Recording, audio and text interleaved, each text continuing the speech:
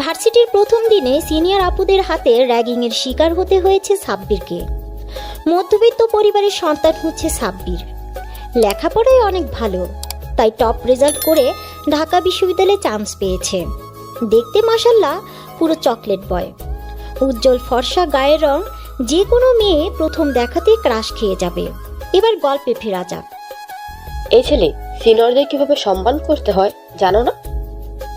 দেখতে তো পুরোই হাবাগোবা, মনে হচ্ছে ভাজা মাছটাও উল্টে খেতে জানে না। ভার্সিটিতে প্রথম দিনে সেই সিনিয়রদের সাথে বেয়াদবি করলি? ওদের কথা শুনে সাব্বির নিজের কাঁধের ব্যাগটা ঠিক করতে করতে বলে, আমি আপনাদের কখনো অসম্মান করলাম? এই ছেলে আপনার মুখে মুখে তর্ক করা হচ্ছে। ভার্সিটির প্রথম দিন সিনিয়রদেরকে সালাম দিতে হয়, জানিস না তুই? এই ভার্সিটিতে থাকতে হলে আমরা যা বলবো তাই শুনতে হবে, আর প্রতিদিনই এসে আমাদের আগে সালাম দিতে হবে। ভার্সিটিতে থাকতে হলে আপনাদের কথা শুনে চলতে হবে কেন? ভার্সিটি তো কারোর ব্যক্তিগত সম্পত্তি না। সবাই এখানে লেখাপড়া করার জন্য এসেছে। এখানে সবার সমান অধিকার আছে। তাহলে আমি আপনাদের কথা শুনে চলবো কেন? সাব্বিরের কথা শুনে বৃষ্টি ওদের টিমের লিডার মারিয়াকে বলল, দেখেছিস মারিয়া, এই ছেলের কত সাহস, তোর সামনে বেয়াদবি করছে, আর তুই কিছু না বলে চুপ করে আছিস। এই ছেলেকে শাস্তি দিতে হবে।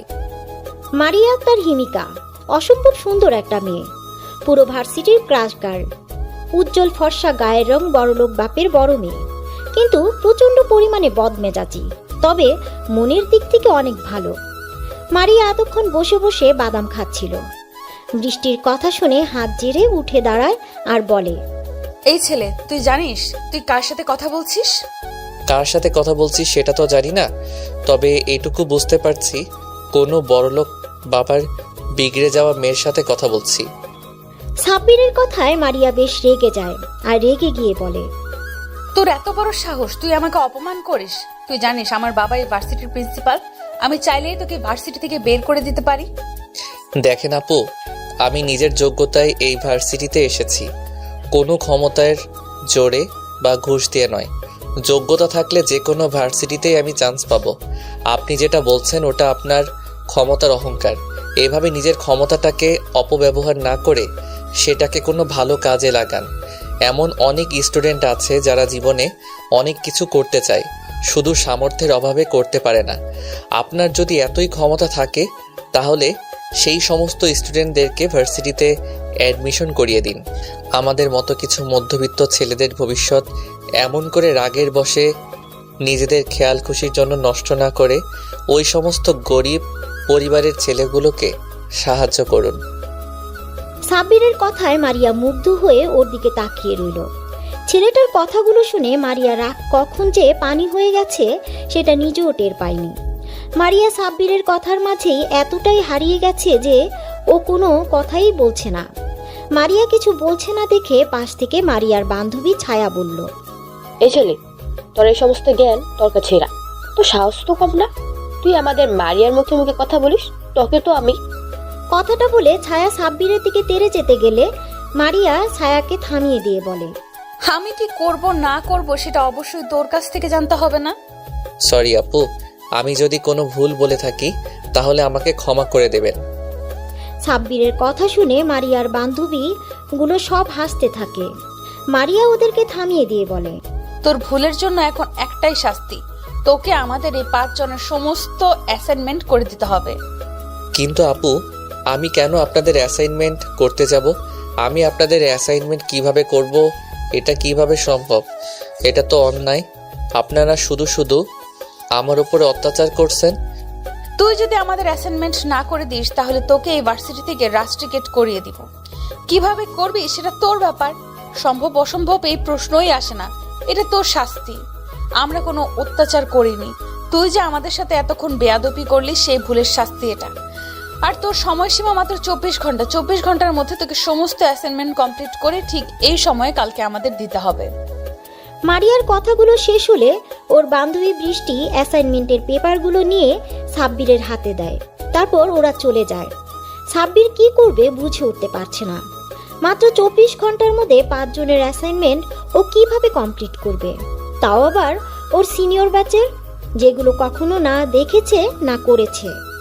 সাব্বির পেপারগুলো নিয়ে সোজা লাইব্রেরিতে চলে যায়। লাইব্রেরিতে গিয়ে ও মারিয়াদের ব্যাচের বইগুলো খুঁজে বের করে, তারপর ওগুলো নিয়ে বাসায় চলে আসে। কিরে মারিয়া, তুই শুধু শুধু বেচারাকে আমাদের অ্যাসাইনমেন্ট করতে দিলি কেন? এগুলো তো আমরা আগেই কমপ্লিট করে রেখেছি, তাহলে আবার নতুন করে আমাদের অ্যাসাইনমেন্ট করতে দিলি যে?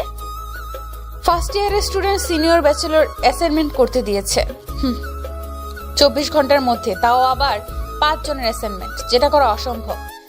কিন্তু ও এটা করার আপ্রাণ চেষ্টা করবে, কারণ ওর মতো ফকিরনির বাচ্চার কোনো যোগ্যতা নেই ভার্সিটিতে থাকার। ও যদি অ্যাসাইনমেন্ট গুলো না করে আসে, ওকে ভার্সিটি থেকে চলে যেতে হবে। আর এইটাই হবে আমার সাথে লাগতে আসার শাস্তি। মারিয়ার সাথে যে লাগতে আসবে তাকে শাস্তি পেতে হবে। অন্যদিকে সাব্বির ভার্সিটি থেকে ফেরার পর থেকে অ্যাসাইনমেন্ট করতে উঠে পড়ে লেগে যায়। কি হলো আপু, সকালে ঘুম থেকে উঠতে লেট হলো বলে না খেয়ে ভার্সিটি চলে গেলে, আবার ভার্সিটিতে গিয়ে ক্লাস না করে চলে এলি। এসব কিছু না খেয়ে সে কখন থেকে কিসব করছিস? কি লিখছিস এগুলো তুই? একটু তো খেয়ে নে, দেখ দুপুর 12টা পার হয়ে গেছে, তুই এখনো কিছু খাসনি। এভাবে থাকলে তো তুই অসুস্থ হয়ে পড়বি। ওফ আম্মু, বিরক্ত করো না তো, আমি অ্যাসাইনমেন্ট করছি, এগুলো খুব জরুরি। কাজটা শেষ করেই আমি খেতে আসছি, তুমি যাও। আচ্ছা ঠিক আছে, তাড়াতাড়ি আয়, আমি গেলাম। পরদিন ভার্সিটিতে মারিয়া ওর লেডি গ্যাং নিয়ে অপেক্ষা করছে। কি রে, ওই ছোট্ট বাচ্চাটা এখনো এলো না তো? বৃষ্টির কথায় বিরক্ত হয়ে ছায়া বলল, উফ গাধি, তোরা এই বিরক্তকর কথা বন্ধ করবি? হর্দ কথা বাচ্চা, এই বাচ্চাটা আবার কি? কেন, বাচ্চাটাকে বুঝতে পারছিস না? আরে কালকের ওই ছেলেটা যাকে আমরা অ্যাসাইনমেন্ট করতে দিয়েছি, কালকে ওর সাথে এত ঝগড়া করলি, কিন্তু নামটাই তো কেউ জিজ্ঞেস করলি না। ওর তো এখন অ্যাসাইনমেন্ট দেওয়ার কথা, কিন্তু এখনো তো এলো না। সেজন্যই বলছি বাচ্চাটা এখনো এলো না যে। হ্যাঁ, আসলেই তো বাচ্চা। ছায়ার কথাটা শেষ করার আগেই সাব্বির ওদের সামনে এসে অ্যাসাইনমেন্টগুলো এগিয়ে দিয়ে বলল, আসসালামু আলাইকুম আপুরা, এই নিন আপনাদের অ্যাসাইনমেন্ট। সাব্বিরের কথায় ওরা 5 জনে অবাক হয়ে যায়। আর ছায়া বলে, এই ছেলে 24 ঘন্টার মধ্যে সিনিয়র ব্যাচের অ্যাসাইনমেন্ট করা অসম্ভব, তাহলে তুমি কিভাবে করলা? নিশ্চয়ই ভুলভাল লিখে নিয়ে এসেছো। পাশ থেকে বৃষ্টি বলল, এই কেউ অ্যাসাইনমেন্টগুলো নিয়ে দেখতো সব ঠিক আছে কিনা। ছায়া সাব্বিরের হাত থেকে অ্যাসাইনমেন্টগুলো নিয়ে দেখতে লাগলো। কিছুক্ষণ বেশ ভালোভাবে দেখে বুঝতে পারলো সব একদম ঠিক আছে। তখন ছায়া অবাক হয়ে মারিয়াকে বলল, মারিয়া, এ তো দেখছি সব একদম ঠিক করেছি। এই ছেলে, তোমার নাম কি? জি, আজমাইন হোসেন সাব্বির। মারিয়া এতক্ষণ চুপ ছিল, কিন্তু সাব্বিরের নাম শুনে অবাক হয়ে যায়। তারপর ওকে প্রশ্ন করে, আজমাইন হোসেন সাব্বির মানে? হ্যাঁ আপু, এটাই আমার বাবা মায়ের দেওয়া নাম। আচ্ছা, তোকে কি সবাই টিউশনি সাব্বির ডাকতো? না মানে তুই কি আগে অনেকগুলো টিউশনি করাতি? হ্যাঁ, আমি টিউশনি পড়াতাম, কিন্তু আপনি কিভাবে জানলেন? সাব্বিরের কথা শুনে মারিয়া একটা তাচ্ছিলের হাসি দিয়ে বলে, আমি নীলার বড় আপু। মারিয়া কথাটা বলেই সেখান থেকে চলে যায়। আর সাব্বির মারিয়ার চলে যাওয়ার দিকে অবাক চোখে তাকিয়ে রইল। ও বিশ্বাসই করতে পারছে না যে মারিয়া নীলার বড় আপু। আজ এতগুলো দিন পর এক্স গার্লফ্রেন্ডের নাম শুনে সাব্বির কি বলবে, ওর কি রিয়াকশন করা দরকার সেটাও জানা না। মারিয়া চলে যাওয়ার দিকে ওর বান্ধবীগুলো ওকে ডাকতে ডাকতে চলে যায়। সাব্বির কিছুক্ষণ সেখানে দাঁড়িয়ে থেকে ওদের চলে যাওয়ার দিকে তাকিয়ে থেকে নিজের ক্লাসে চলে যায়। সাব্বিরের ক্লাসে মনোযোগ দিতে পারছে না, বারবার কিছুক্ষণ আগের ঘটনা মাথায় ঘুরপাক খাচ্ছে। মারিয়া নীলার বড় আপু, কিছু একটা ভেবে দীর্ঘশ্বাস ফেলে সাব্বির সেদিনকার মতো কোনো মতে ক্লাস করে সাব্বির বাসায় চলে যায়। দেখতে দেখতে বেশ কয়েকটা দিন কেটে যায়। এই কয়েকদিন সাব্বির আর মারিয়াদের সামনে যায়নি। তারপর হঠাৎ একদিন ভার্সিটিতে কিছু ছেলে মিলে একটা মেয়েকে ডিস্টার্ব করছিল। সবাই সেখানে নীরব দর্শকের মতো দাঁড়িয়ে বিষয়টা দেখছিল, কেউ কোনো প্রতিবাদ করছে না। হঠাৎ ছেলেগুলোর মধ্যে একটা ছেলে মেয়েটার ওড়না নিয়ে নেয়। দূর থেকে বিষয়টা সাব্বির লক্ষ্য করতেই রাগে ওর মাথাটা ফেটে যায়। সাব্বির ঝড়ের গতিতে ছেলেগুলোর সামনে গিয়ে ওড়না হাতে থাকা ছেলেটার বুকে একটা লাথি মেরে হাত থেকে ওড়নাটা নিয়ে মেয়েটাকে গড়িয়ে দেয়। বাকি ছেলেগুলো একসাথে সাব্বিরের দিকে তেড়ে আসে ওকে মারতে। উপায় না পেয়ে সাব্বির ওদের সাথে মারপিট করতে থাকে, কিন্তু সাব্বির একা অতগুলো ছেলের সাথে পেরে উঠছিল না। হঠাৎ কোনো একটা ছেলে চাকু নিয়ে সাব্বিরের দিকে তেড়ে আসে, তারপর আর কিছু বোঝা ওঠার আগেই সাব্বিরের পেটে ঢুকিয়ে দেয়। এমন একটা দৃশ্য দেখে চারপাশটা স্তব্ধ হয়ে যায়। ভার্সিটিতে গন্ডগোল দেখে অনেক আগেই প্রিন্সিপাল পুলিশকে ফোন দিয়েছিল। সাব্বিরকে চাকু মারার পর পুলিশের গাড়ি ভার্সিটির মধ্যে ঢুকে পড়ে। তারপর ভিড় ঠেলে ছেলেগুলো পালিয়ে যাওয়ার আগেই ওদের ধরে ফেলে। সাব্বির পেটে হাত দিয়ে মাটিতে লুটিয়ে পড়ে। ক্ষত স্থান অঝরে রক্ত পড়ছে। সাব্বির পড়ে যেতে কোথা থেকে যেন মারিয়া ছুটে আসে। সাব্বির বলে চিৎকার দিয়ে দৌড়ে ওর কাছে চলে আসে। ততক্ষণে সাব্বির তীব্র যন্ত্রণায় কাতরাচ্ছে। মারিয়া গিয়ে ওর মাথাটা নিজের কোলের উপরে নিয়ে কান্না করে দেয় আর বলে, সাব্বির, এই সাব্বির, কিচ্ছু হবে না তোমার। প্লিজ কেউ আমাকে একটু হেল্প করেন, ওকে হসপিটালে নিয়ে যেতে হবে। প্লিজ কেউ একটু অ্যাম্বুলেন্স ডাকো। কথাগুলো বলতে বলতে ভার্সিটিতে অ্যাম্বুলেন্স ঢুকে পড়ে। সাথে সাথে কতগুলো ওয়াচ বয় এসে সাব্বিরকে অ্যাম্বুলেন্সে উঠিয়ে দেয়, তারপর হসপিটালে নিয়ে যায়। ওরা আধ ঘন্টার মধ্যেই হসপিটালে চলে আসে।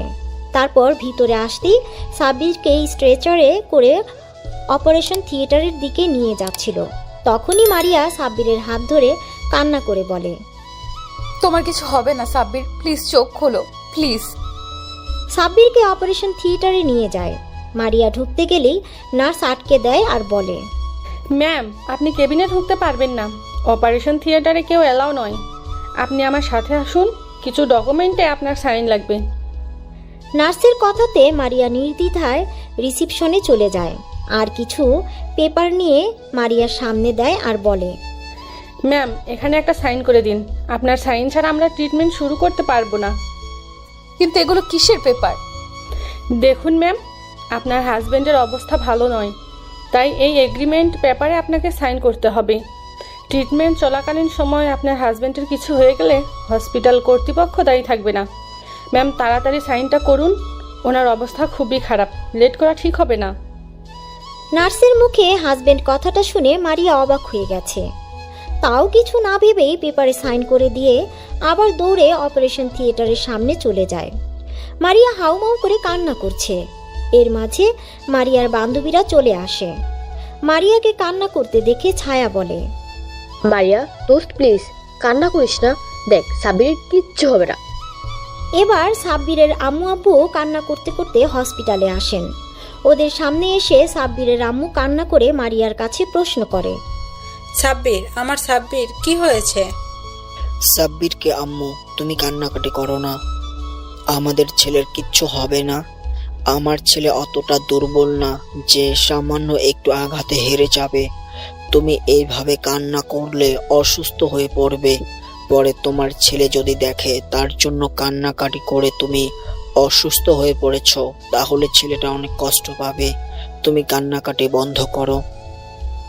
সাব্বিরের আব্বুর কথাতে আম্মুর কান্না বন্ধ করার বৃথা চেষ্টা করে।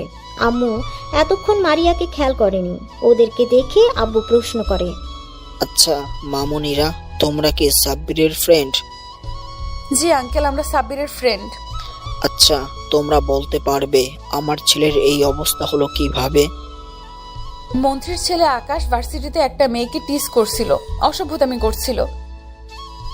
কেউ একটু প্রতিবাদও করেনি। সাব্বির ওখানে গিয়ে মেয়েটাকে প্রোটেক্ট করে, ওদের সাথে মারপিট করে। তখন ওদের মধ্যে থেকে একটা ছেলে সাব্বিরের পেটে চাকু ঢুকিয়ে দেয়। কোনো কিছু বোঝার আগে সাব্বির মাটিতে লুটিয়ে পড়ে। কথাটা বলা শেষ হতে সাব্বিরের আম্মু আবারও কান্না শুরু করে দেয়। তখন মারিয়া আম্মুর কাছে গিয়ে সান্ত্বনা দিয়ে বলে, আন্টি, আপনি কান্না করেন না প্লিজ। আপনি কান্না করলে অসুস্থ হয়ে পড়বেন। দেখবেন আপনার ছেলের কিচ্ছু হবে না, ওর কিছু হতেই পারে না। আল্লাহর কাছে দোয়া করুন, আল্লাহ সব ঠিক করে দিবে। এরই মাঝে অপারেশন থিয়েটার থেকে একটা নার্স বেরিয়ে এসে বলে, এখানে পেশেন্টের বাসার লোক কে আছেন? নার্সের কথাতে সবাই নার্স সামনে আসে। আম্মু অস্থির হয়ে নার্সকে জিজ্ঞাসা করে, আমার সাব্বির কিছু হয়নি তো? ও ঠিক আছে? ও ঠিক হয়ে গেছে তো? অসুস্থ হয়ে গেছে তাই না? আমাকে একটা বার আমার কলেজার টুকরার কাছে যেতে দিন প্লিজ। আমি আমার সাব্বিরের কাছে যাব। ম্যাম আপনি শান্ত হন, পেশেন্টের অবস্থা খুবই খারাপ। ইমিডিয়েটলি ও পজিটিভ ব্লাডের প্রয়োজন। আমাদের ব্লাড ব্যাংকে এখন ও পজিটিভ ব্লাড নেই। আপনারা জলদি ব্লাডের ব্যবস্থা করেন প্লিজ। নার্সের কথা শুনে সাব্বিরের আব্বু বলল, আমার রক্ত ও পজিটিভ, কিন্তু আমার সুগার আছে।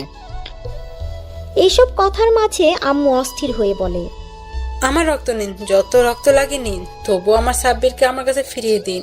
তুমি কান্না থামাও, আমাদের ছেলের কিচ্ছু হবে না। তুমি ওকে কি করে রক্ত দেবে? তোমার রক্তের সাথে ওর রক্তের মিল নেই। দেখুন এসব বললে তো হবে না, রক্ত না পেলে পেশেন্টকে বাঁচানো যাবে না। ওদের কথা শেষ হতেই মারিয়া বলে, নার্স, আমার রক্তের গ্রুপ ও পজিটিভ। আমার সব কিছু নর্মাল। যত রক্ত লাগে আমার শরীর থেকে নিয়ে নিন। আপনি তাড়াতাড়ি ভিতরে আসুন। নার্স মারিয়াকে নিয়ে ভিতরে চলে যায়। শরীর থেকে 2 ব্যাগ রক্ত নেওয়া হয়। রক্ত দেওয়ার শেষে মারিয়া দাঁড়ানোর চেষ্টা করলে মাথা ঘুরে পড়ে যেতে নেয়। তখন নার্স ওকে ধরে শুয়ে দিয়ে বলে, আরে আরে আপনি উঠছেন কেন? শুয়ে কিছুক্ষণ রেস্ট নিন।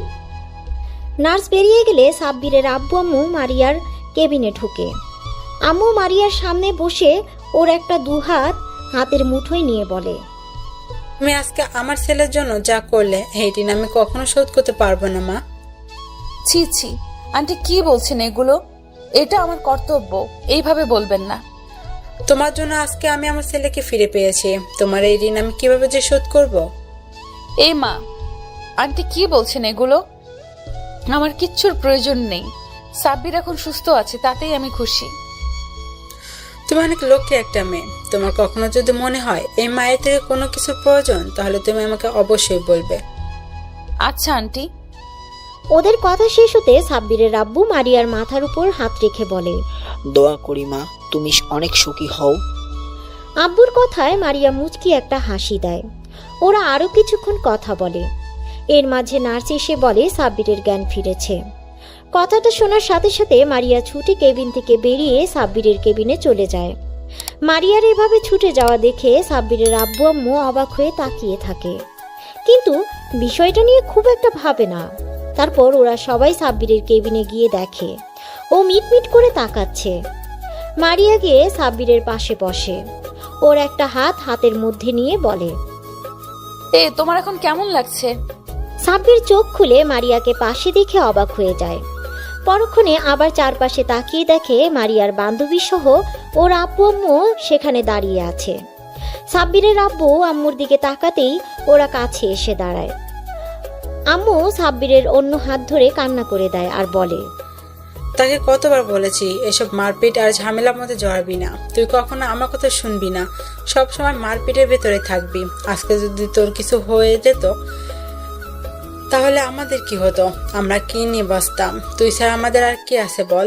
আজকে যদি এই মেয়েটা না থাকতো, তোকে আমি কখনোই ফিরে পেতাম না। সাব্বিরের আম্মুর কথা শুনে মারিয়ার দিকে তাকায় আর প্রশ্ন করে, আম্মু কি বলছো তুমি এগুলো? আমি তো কিছুই বুঝতে পারছি না। উনি আমাকে বাঁচিয়েছে মানে?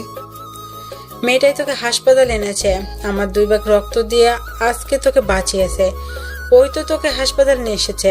আজকে যদি ও না থাকতো তাহলে কি যে হতো ভাবাই যাচ্ছে না। এটা ভাবতে আমার অন্তরাত্মা কেঁপে উঠছে। এরপর থেকে তুই কখনো যদি মারপিটে করিস তাহলে আমাকে আর কখনো আম্মু বলে ডাকবি না। তুই আজকে আমাকে কথা দে, তুই আর কখনো মারপিটের ভিতরে যাবি না।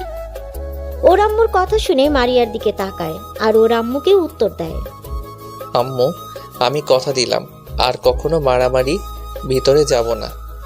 ওদের কথা শেষ হতে মারিয়া সাব্বিরের আম্মুকে বলে, আন্টি আপনি সাব্বিরের কাছে থাকেন, আমি বাসায় গেলাম। বাসায় ফিরতে লেট হলে আব্বু অনেক টেনশন করবে। আচ্ছা মা, তুমি যাও। আর হ্যাঁ, কখনো যদি কিছু সাহায্যের প্রয়োজন হয় তাহলে অবশ্যই আমাকে বলবে। আম্মুর কথার পরিবর্তে মারিয়া মুচকি একটা হাসি দেয়। তারপর চলে যাওয়ার সময় মারিয়ার বান্ধবীগুলো সবাই সাব্বিরের সাথে কথা বলে যায়। সবাই চলে যেতেই সাব্বির কিছু একটা ভেবে মুচকি একটা হাসি দেয়। আব্বু আম্মু ওকে এমন করে হাসতে দেখে ভ্রু কুঁচকে জিজ্ঞাসা করে, কি হলো আব্বু, তুই হাসছিস কেন? না না, কিছু না তো, এমনি। আচ্ছা আব্বু, একটা কথা জিজ্ঞেস করব? আম্মু, তুমি আমাকে কিছু জিজ্ঞেস করবে, তার জন্য পারমিশন নিতে হবে? তুমি নিশ্চিন্তে আমাকে বলো কি বলতে চাও। আব্বু, তুই কি মেয়েটাকে ভালোবাসিস? আম্মুর মুখে এরকম কথা শুনে সাব্বির অবাক হয়ে আম্মুর দিকে তাকিয়ে বলে, আম্মু, কী সব বলছো? তোমার মাথা ঠিক আছে? ওই মেয়েটা আমাদের ভার্সিটির সিনিয়র, আমার থেকে 2 বছরের সিনিয়র। আমার ওর সাথে তেমনভাবে কোনো পরিচয়ই নেই, তাহলে সম্পর্ক হবে কিভাবে? কিন্তু মেয়েটা যে বললো ও তোর ফ্রেন্ড, তাছাড়া মেয়েটাকে দেখে মনে হলো তোকে প্রচন্ড পরিমাণে ভালোবাসে। আম্মু, তুমি ভুল ভাবছো। দেখ আব্বু, আমি তোর আম্মু, আমাকে ঠিক ভুল চেনাতে আসিস না। আমি মেয়েটার চোখে তোর জন্য এক বুক পরিমাণ কষ্ট আর ভালোবাসা দেখেছি, আর তুই কেমন ওদিকে মায়া ভরা দৃষ্টিতে তাকিয়েছিলি। জানিস তো, মায়ের চোখে সন্তান কখনোই ফাঁকি দিতে পারে না। তুমি ঠিক বলছো, এই বিষয়টা আমিও লক্ষ্য করেছি, শুধু বলতে পারছিলাম না। আব্বু আম্মু, তোমরা কি একটু থামবে? আমাকে তোমরা কিছু বলার সুযোগই দিচ্ছ না। তোমরা যে মেয়েটাকে নিয়ে এত আকাশ পাতাল চিন্তা করছো, জানো মেয়েটাকে? এর কথায় আব্বু আম্মু নীরব হয়ে ওর দিকে তাকিয়ে বলে, ওই মেয়েটার কেউ নয়, ও হচ্ছে নীলা আর বড় বোন। সাব্বিরের মুখে নীলা নামটা শুনে আব্বু আম্মু অবাক হয়ে গেল। নীলার বড় আপু যে এই মেয়েটা মানে মারিয়া, সেটা শুনে আরো অবাক হয়ে গেল। আব্বু আম্মু অনেকক্ষণ চুপ করে সাব্বিরের মুখের দিকে তাকিয়ে রইল। তারপর নীরবতা ভেঙে আম্মু বলল, নীলা মানে সে পিচ্ছি মেয়েটা যাকে তুই টিউশনে পড়াতে যেতি? এই মেয়েটা নীলার বড় বোন, কিন্তু এর সাথে তো নীলা কোনো মিল নেই।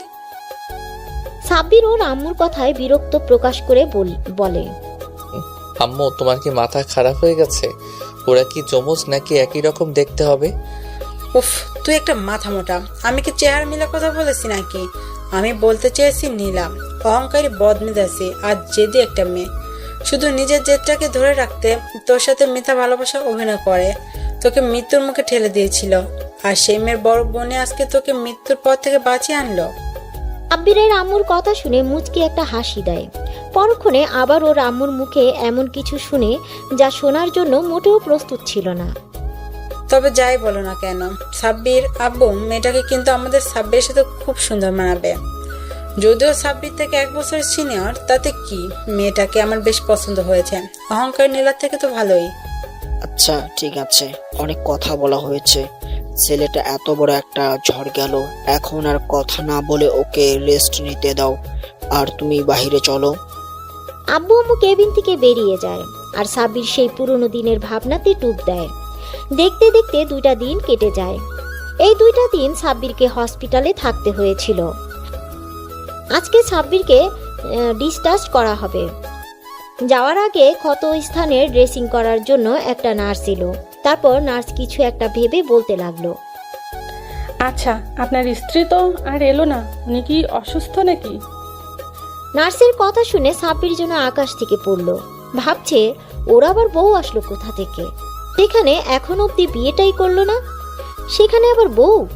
সাব্বির অবাক হয়ে বলল, আমার বউ মানে? কেন, সেদিন ম্যাডামই তো আপনাকে হসপিটালে আনলো, ব্লাড দিল, এমনকি এগ্রিমেন্ট পেপারে সাইন করলো।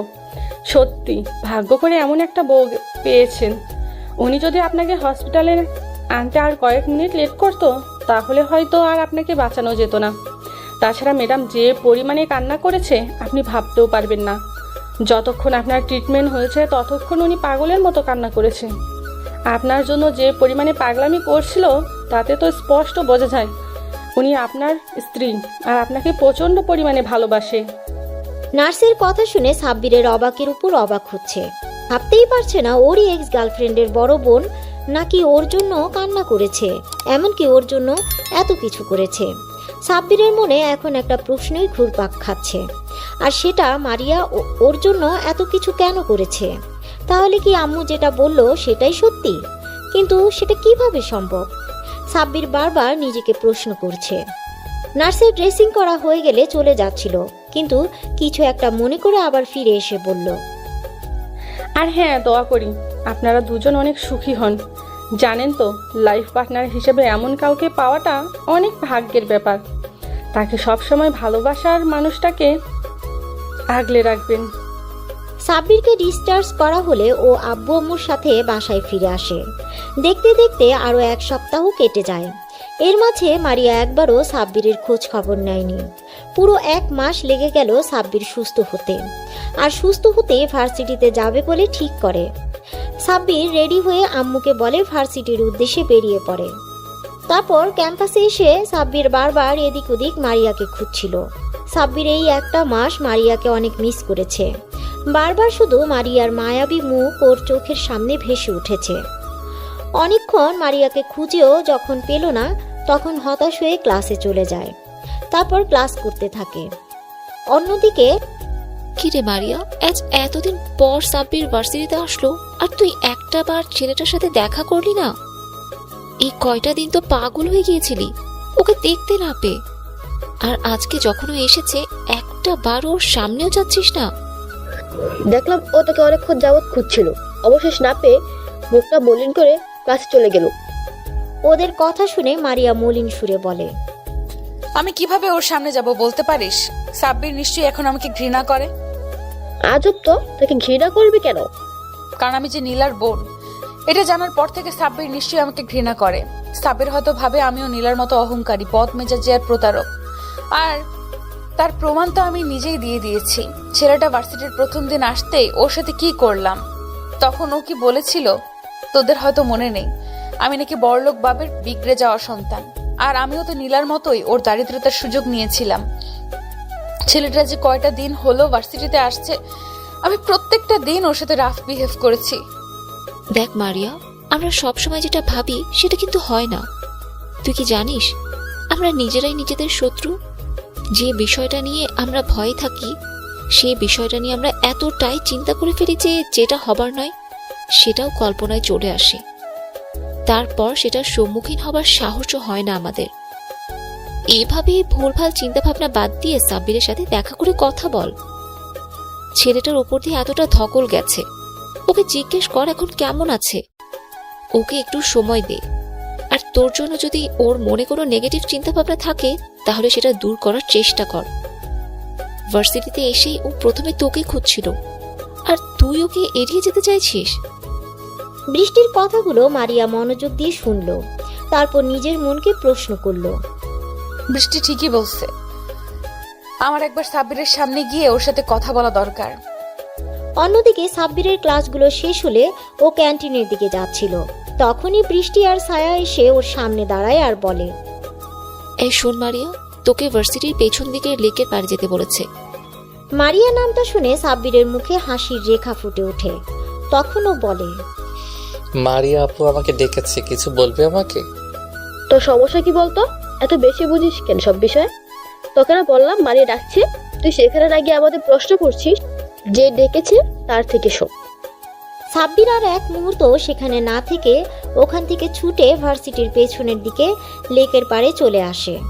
আসতেই খেয়াল করে মারিয়া একটা বেঞ্চে বসে আছে। মারিয়ার কোমর ছাড়িয়ে লম্বা চুলগুলো এলোমেলো বাতাস অবাধ্য বিচরণ করছিল। এতদিন পর মারিয়াকে দেখে সাব্বির একটা ঘোরের মধ্যে চলে যায়। ও গুটি গুটি পায়ে হেঁটে মারিয়ার পাশে গিয়ে বসে পড়ে। এতগুলো দিন পর সাব্বিরকে দেখে মারিয়ার ভেতরে অজানা শিহরণ খেলে গেল। মারিয়ার বুকের মাঝে নীল সমুদ্রের উথাল পাথাল ঢেউ বইতে শুরু করলো। মারিয়া লজ্জা মিশ্রিত এক চাহনিতে সাব্বিরের দিকে তাকায়। দেখে সাব্বির একটা ঘোর লাগা দৃষ্টিতে ওর দিকে তাকিয়ে আছে। সাব্বিরের নেশালো চাহনিতে মারিয়ার লজ্জাটা বেড়ে দ্বিগুণ হয়ে গেল। মারিয়া লজ্জা পেয়ে চোখ জোড়া নামিয়ে নিয়ে হালকা কাশি দেয়। কাশির আওয়াজে সাব্বিরের ঘোর কাটে আর আমতা আমতা করে বলে, মানে না, আসলে কেমন আছেন আপু? মারিয়া লজ্জা পেলেও সাব্বিরের মুখে আপু ডাকটা কেন জানি সহ্য করতে পারল না। মারিয়া রেগে আগুন হয়ে গেল আর বলল, ওই কুত্তা, বান্দর, বিলাই, হনুমান, হাতি, গন্ডার, মাথা মোটা, খাটাস, উল্লুক, ফাল্লুক, আমি তোর কোন জন্মের আপু? এমন ভাবে আপু বলছিস যেন আমি তোর মায়ের পেটের আপু। খবরদার, আর কখনো যদি আমাকে আপু বলে ডেকেছিস তাহলে তোর খবর করে ছেড়ে দিব, কুত্তা, বলে রাখলাম। মারিয়া রাগে ফুঁসতে লাগলো। সাব্বির আবুলের মতো মারিয়ার রাগী চেহারার দিকে তাকিয়ে ভাবতে লাগলো, আপু, আপনি তো আমার 2 বছরের সিনিয়র, তাহলে আপনাকে আপু ডাকবে না তো কি ডাকবো? কি বলে ডাকবি মানে? আমার একটা সুন্দর নাম আছে, তুই জানিস না? এখন থেকে আমার নাম ধরে ডাকবি। আর কি আপনি আপনি লাগিয়ে রেখেছিস? হ্যাঁ, কিন্তু আপনি তো আমার থেকে বড়, আপনার নাম ধরে ডাকলে সবাই বিষয়টা কিভাবে নিবে? আর আপনি বলে না ডাকলে সেটা তো বেয়াদবি হয়ে যাবে। আপনি না বলেছিলেন আপনাদেরকে সম্মান দিয়ে কথা বলতে, আমি তো এখন সেটাই করছি। তাহলে এত অভিযোগ কেন? একবার বলেছি শুনতে পাসনি? আমি বলেছি মানে তুই আমার নাম ধরেই আর তুমি করেই ডাকবি। মারিয়া বলেই কিছুক্ষণ চুপ করে থেকে তারপর নিজেকে বেশ স্বাভাবিক করে শান্ত গলায় বলল। এখন কেমন আছো তুমি? মারিয়ার মুখে তুমি ডাকটা শুনে সাব্বিরের ভেতরে মৃদু বাতাস বয়ে গেল।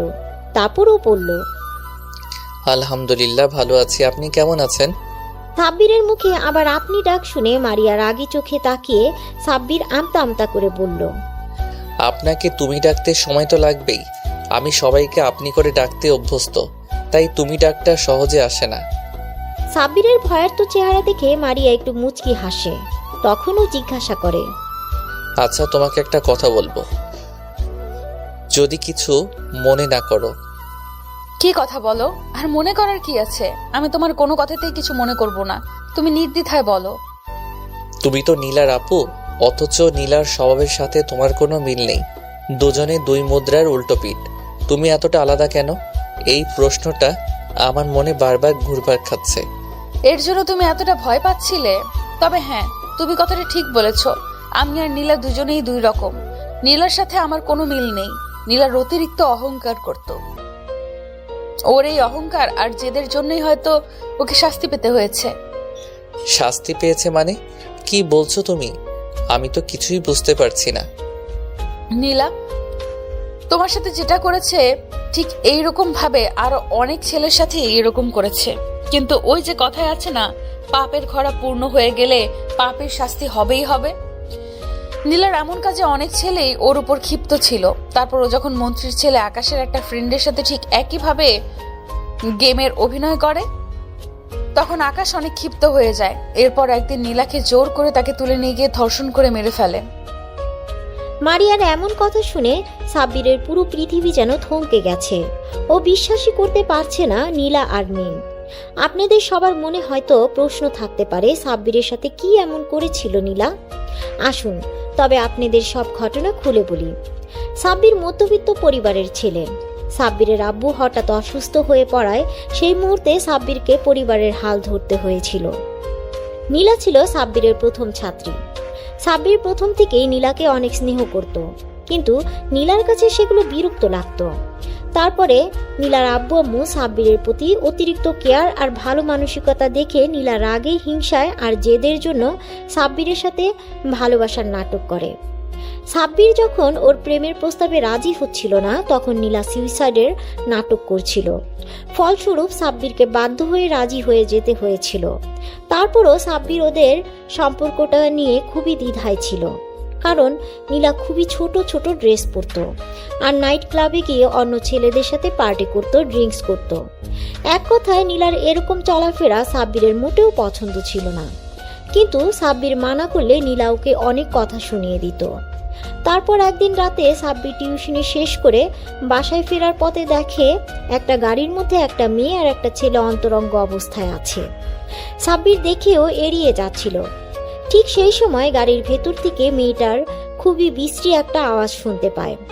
সাব্বিরের কেন জানি ভয়েসটা খুবই চেনা চেনা লাগছিল। তখনও গাড়ির জানালার কাছে গিয়ে দেখে নীলা একটা ছেলেকে কিস করছে। এসব দেখে সাব্বিরের মাথায় যেন আকাশ ভেঙে পড়ল। সাব্বির বিশ্বাসই করতে পারছিল না যে নীলা এরকম করবে ওর সাথে। নীলা খুবই বাজেভাবে চলাফেরা করলেও এটুকু সাব্বিরের বিশ্বাস ছিল যে ও কখনো এমন কাজ করতে পারে না। কিন্তু সেদিন ওকে এরকম অবস্থায় দেখে সাব্বিরের বলার ভাষা হারিয়ে ফেলেছিল। তারপর সাব্বির গাড়ির দরজায় টোকা দিতেই নীলা ছেলেটাকে ছেড়ে দিয়ে গাড়ির জানালা নামিয়ে দেখে সাব্বির দাঁড়িয়ে আছে। নীলা ড্রিঙ্কস করে পুরো মাতাল হয়ে আছে, ওর কোনো হুঁশই নেই। ও কি করছে জানে না। সাব্বিরকে দেখে নীলা মাতাল অবস্থায় বলে, এই ফকিন্নির বাচ্চা, ছোট লোকের বাচ্চা, তুই এখানে কি করছিস? চলে যা এখান থেকে। আমি আমার বেবির সাথে রোম্যান্স করছি, দেখতে পাচ্ছিস না? ছোট লোকের বাচ্চা। নীলার মুখে এমন কথা শুনে আর চোখের সামনে এসব দৃশ্য দেখে সাব্বির আর নিজেকে কন্ট্রোল করতে পারে না। সাব্বিরের চোখ দিয়ে দু ফোঁটা পানি গড়িয়ে পড়ে। সাব্বিরের চোখের কোণে জমে থাকা পানিটা মুছে নিয়ে চলে যায় আর নীলা ওকে বকা দিতে থাকে। ওই ঘটনার পর বেশ কয়েকটা দিন কেটে যায়। সাব্বির আর নীলার সাথে দেখা করেনি আর ওকে টিউশনিও পড়াতে যায়নি। সাব্বির যোগাযোগ করছে না দেখে নীলার মধ্যে কোনো চিন্তা ভাবনা নেই। নীলার আম্মু প্রতিদিনই সাব্বিরের খোঁজ করে সাব্বির কেন টিউশনি করাতে আসছে না। নীলার আম্মু সাব্বিরকে ফোন দিয়ে টিউশনি পড়াতে অনেক রিকোয়েস্ট করে। আর সেই মুহূর্তে সাব্বিরের টাকার প্রয়োজন ছিল আব্বু ট্রিটমেন্টের জন্য। সাব্বির বাধ্য হয়ে নীলাদের বাসায় যায়। সাব্বির নীলার আম্মুর সাথে বেশ কিছুক্ষণ কুশল বিনিময় করে নীলাকে পড়ানোর জন্য ওর রুমে যায়। নীলার রুমে আসতেই ও ভদ্র মেয়ের মতো পড়তে বসে। পড়া শেষ হতেই যখনই সাব্বির চলে আসতে যাবে তখনই নীলা পেছন থেকে সাব্বিরের হাত ধরে বলে, কি হলো, তুমি চলে যাচ্ছ কেন? আর তুমি এই কদিন আমার সাথে কথা বলনি কেন? আমার খোঁজও নেওনি কেন বেবি? নীলার মুখে এই সমস্ত কথা শুনে সাব্বির তাচ্ছিলের একটা হাসি দিয়ে বলে, আমি বামন হয়ে চাঁদ ধরতে পারি না, তাই এই সম্পর্কটা আমার পক্ষে রাখা সম্ভব না। তাছাড়া তোমার তো প্রেমিকের অভাব নেই। তোমার শরীরের খিদে মেটানোর জন্য অনেকেই আছে, সেটা আমি সেদিন নিজের চোখেই দেখেছি। সেদিন গাড়িতে থাকো আর কোনো কথা বলতে চাই না। ভালো থাকবে তুমি। সাব্বিরের এরকম কথা শুনে নীলা বুঝতে পারে ওর সবটা সাব্বির জেনে গেছে। তারপরও নীলার রাগ হচ্ছে, ওর মতো 2 টাকার একটা ফকিন্নির বাচ্চা ওকে তেজ দেখিয়ে কথা বলছে, ওকে রিকোয়েস্ট করছে। বিষয়টা নীলা কিছুতেই মেনে নিতে পারেনি, তাই বলতে লাগলো, এই তোর এত বড় সাহস, তুই এই নীলাকে রিজেক্ট করছিস। এরপর যেটা হবে এর জন্য তুই দায়ী থাকবি। নীলার কথা শুনে সাব্বির বলে, আপনি তো আমার অনেক বড় উপকার করেছেন। এরপর থেকে হয়তো দ্বিতীয়বার আর কাউকে বিশ্বাস করতে পারবো না। আমার ভাগ্যে যেটা আছে সেটা হবেই। আপনাদের সামান্য কথায় আমার কিছু যায় আসে না। ভালো থাকবেন আর ধন্যবাদ সবকিছুর জন্য। সাব্বির বাসা থেকে বেরিয়ে পড়ে আর যাওয়ার আগেই নীলার আম্মুকে বলে ও আজ থেকে নীলাকে পড়াতে আসবে না। নীলার আম্মু বারবার ওকে জিজ্ঞাসা করলেও সাব্বির কিছু না বলেই চলে যায়। তারপর 2-3 দিন পর সাব্বির টিউশনি পড়িয়ে বাসায় আসছিল। ঠিক সেই মুহূর্তে একটা মেয়ে সাব্বিরের সামনে এসে বলে, ভাইয়া প্লিজ হেল্প করেন, প্লিজ ভাইয়া, আমার বান্ধবীকে কিছু ছেলে তুলে নিয়ে গেছে। মেয়েটির কথা শুনে সাব্বির বলে, ভয় পেও না আপু, আমি হেল্প করব তোমাকে। ওরা কোনো দিকে নিয়ে গেছে, আমাকে বলো। কথাগুলো বলে মেয়েটা সাব্বিরকে নিয়ে একটা পুরাতন গোডাউনের দিকে নিয়ে যায়। তারপর সেখানে যেতেই সাব্বির অবাক হয়ে যায়, কারণ গোডাউনের ভিতরে কেউ ছিল না। ভেতরে আসতেই মেয়েটা খুব বিশ্রীভাবে হাসতে থাকে। কি হলো আপু, তুমি এভাবে হাসছো কেন? এখানে তো কেউ নেই। আর তুমি না বললে তোমার বান্ধবীকে কারা এখানে নিয়ে আসছে? তাহলে তুমি আমাকে মিথ্যে বলে এখানে নিয়ে আসলে কেন? খেলা তো এবার শুরু হবে মেরি জান। কথাগুলো বলে মেয়েটা নিজের জামা কাপড় ছিঁড়তে থাকে আর চিৎকার করে মানুষজন ডাকতে থাকে। মেয়েটার এমন চিৎকার শুনে সাথে সাথেই কিছু লোকজন এসে সেখানে উপস্থিত হয়। তারপর মেয়েটার এই অবস্থা দেখে সবাই ভাবে সাব্বির হয়তো মেয়েটাকে ধর্ষণ করছিল, তাই ওকে এলোপাথারি মারতে শুরু করে। ওদের মাঝে একটা লোক পুলিশকে ফোন করে সাব্বিরকে পুলিশে দেয়। আর সবটাই নীলার প্ল্যান ছিল। আর ভাগ্যটা সেদিন সাব্বিরের সাথে ছিল। ওই থানার ওসি সাব্বিরের আব্বুর বন্ধু ছিল। উনি সাব্বিরকে খুব ভালোভাবেই চিনত। সাব্বির এরকম কোনো কাজ করতে পারে না, সেটা ওসি জানতো। তাই উনি সবটা খোঁজ খবর নিয়ে বুঝতে পারে সবটা একটা প্ল্যান ছিল। আর সেখানে এই ঘটনাটা সেই এরিয়ার সিসিটিভি ক্যামেরায় সব ধরা পড়ে যায়। তখন সাব্বিরকে ওসি ছেড়ে দেয়। সাব্বিরের আব্বু আম্মু এতটাই ভয় পেয়ে গিয়েছিল যে সেদিনই সাব্বিরকে নিয়ে এলাকা ছেড়ে চলে যায়। তারপর আর কি, বাকিটুকু তো আপনারা জেনে গেছেন। নীলা নিজের পাপে শাস্তি পেয়েছে।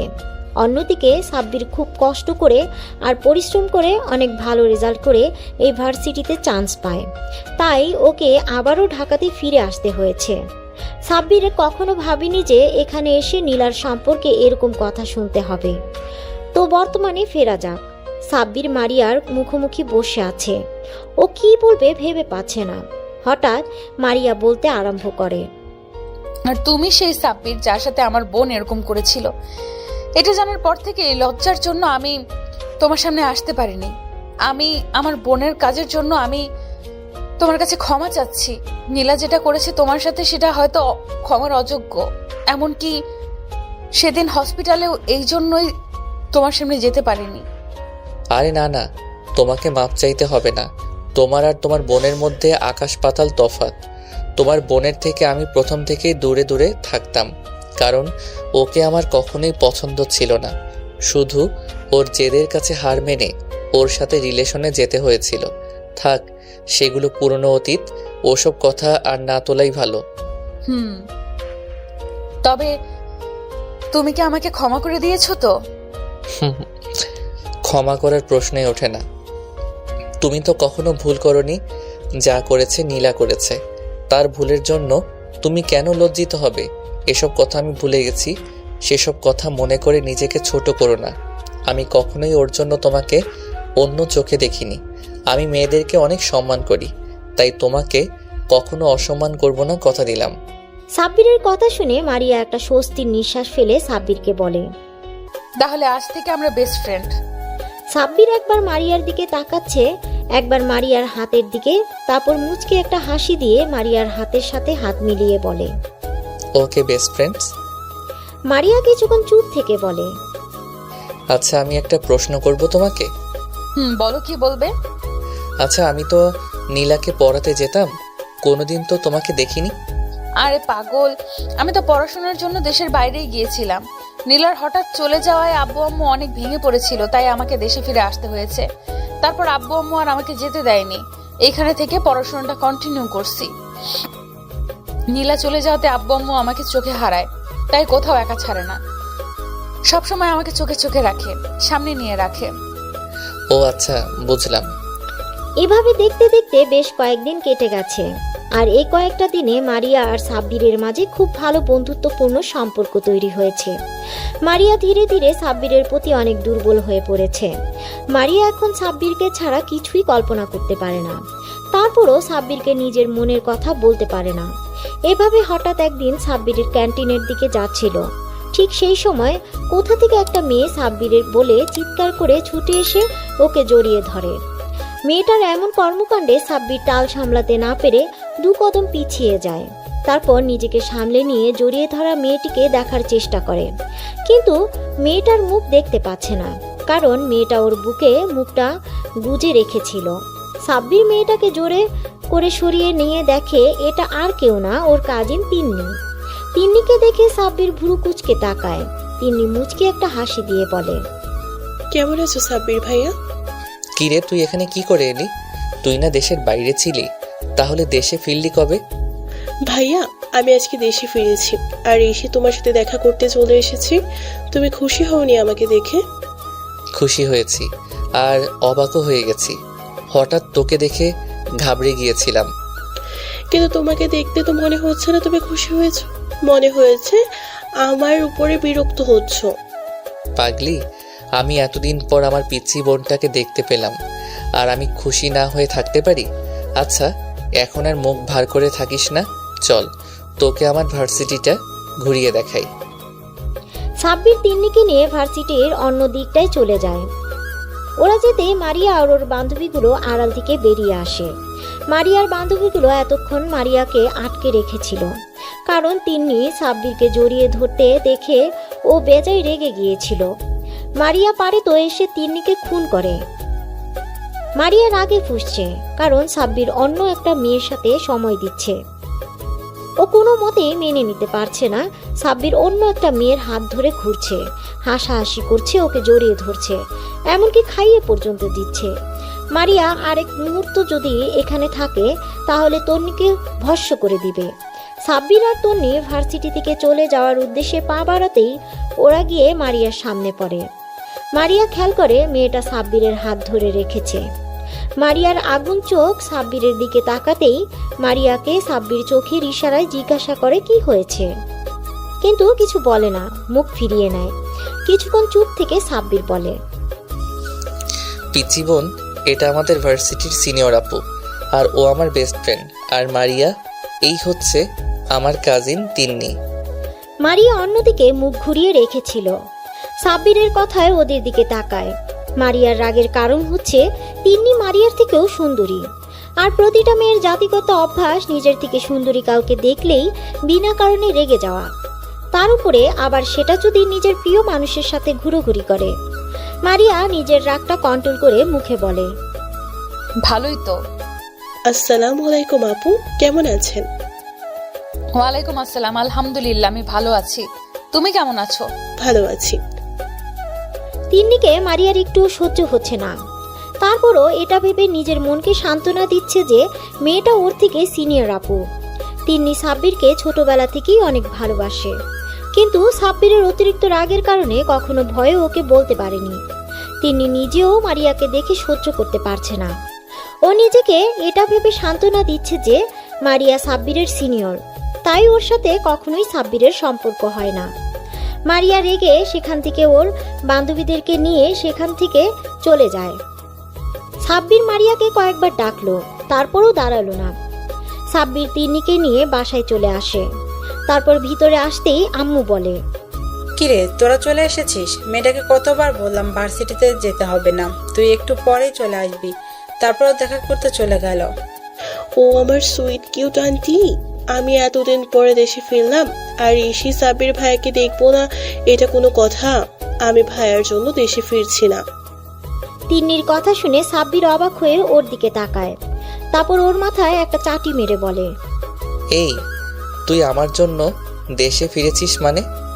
সাব্বিরের হাতির চাটি খেয়ে তিন্নির হুঁশ ফিরে। বুঝতে পারে ও আবেগের বশে কি বলে ফেলেছে। তখন তিন্নি জিহ্বায় কামড় দিয়ে বলে, ওপস, না কিছু না। কথাটা বলেই তিন্নি ছুটে নিজের রুমে চলে যায়। তিন্নির চলে যাওয়া দেখে আম্মু মুচকি হাসি দিয়ে বলে, পাগলি মেয়ে একটা। তিন্নির কথাগুলো সাব্বিরের কেমন জানি লাগলো। তারপরও বিষয়টাকে খুব বেশি পাত্তা না দিয়ে নিজের রুমে চলে যায়। রুমে এসে বিছানায় ধপ করে শুয়ে পড়ে আর ভাবতে থাকে যে মারিয়া তখন ওভাবে রেগে চলে গেল কেন। আচ্ছা, এই মেয়ে সবসময় এমন করে কেন? আমি যদি কোনো মেয়ের সাথে কথা বলি তাও রেগে যায়, আগুন চোখে তাকিয়ে থাকবে, কখনো কোনো মেয়ের সাথে ফ্রেন্ডশিপ করতে দেয় না। এমন কেন করে মেয়েটা? আর আজকে কিনা শেষমেশ তিন্নিকে আমার সাথে দেখেও রেগে গেল। ও গড, আমি পাগল হয়ে যাব। কথাগুলো ভাবতে ভাবতে সাব্বির ঘুমিয়ে পড়ে। দেখতে দেখতে আরো কিছুদিন কেটে যায়। এই কয়েকদিনে মারিয়া সাব্বিরের সাথে ভালোভাবে কথা বলেনি, আর সাব্বিরও মারিয়াকে সময় দিতে পারেনি, কারণ তিন্নি সবসময় ওর সাথে থেকেছে।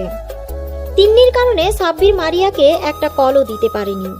কয়েকটা দিন পর ঘটনা, সাব্বির সেদিন ক্লাস করছিল, তখন প্রিন্সিপাল স্যার এসে বলে, অ্যাটেনশন প্লিজ, সবার উদ্দেশ্যে বলা হচ্ছে, আগামী পরশুদিন আমাদের ভার্সিটি থেকে দুটো ব্যাচকে ট্যুরে নিয়ে যাওয়া হবে। তোমাদের ব্যাচ আর তোমাদের সিনিয়র একটা ব্যাচকে সিলেক্ট করা হয়েছে। সময় হাতে কম, তাই ডিটেলস জানতে হলে অ্যাকাউন্টস থেকে জেনে নেবে। দুদিনের ট্যুর হবে আর তোমাদের সবাই ফ্যামিলি থেকে যে কোনো একজন মেম্বারকে সাথে করে নিয়ে যেতে হবে। যারা যেতে চাও তারা ফর্মালিটিসগুলো পূরণ করে নেবে। কথাগুলো বলে প্রিন্সিপাল চলে গেলে আর সাব্বির বেশ খুশি হয়ে যায়। ক্লাস শেষ করে সাব্বির বাইরে আসতেই মারিয়া ওর সামনে আসে আর জিজ্ঞাসা করে, সাব্বির, তুমি কি ট্যুরে যাচ্ছ? হ্যাঁ যাব তো, কেন তুমি যাবে না? হ্যাঁ, আমিও যাব। মারিয়া বেশ কিছুক্ষণ চুপ থেকে ওর না আঙুলে পেঁচাতে পেঁচাতে আমতা আমতা করে বলল, আসলে মানে না, ওই হয়েছে কি, এমন সাপের মতো মোচড়ামোচড়ি করছো কেন? কি বলবে বলো? আমি কি কখনো তোমাকে কোনো বিষয়ে বকা দিয়েছি যার জন্য এমন ভয় পাচ্ছ বলতে? না মানে তোমার পাশের সিটটা আমার জন্য রাখবে, অন্য কাউকে বসতে দিবে না। মারিয়া কথাটা বলেই লজ্জা পেয়ে মাথা নিচু করে নেয়। এই সামান্য বিষয় নিয়ে তুমি এমন আমতা আমতা করছো,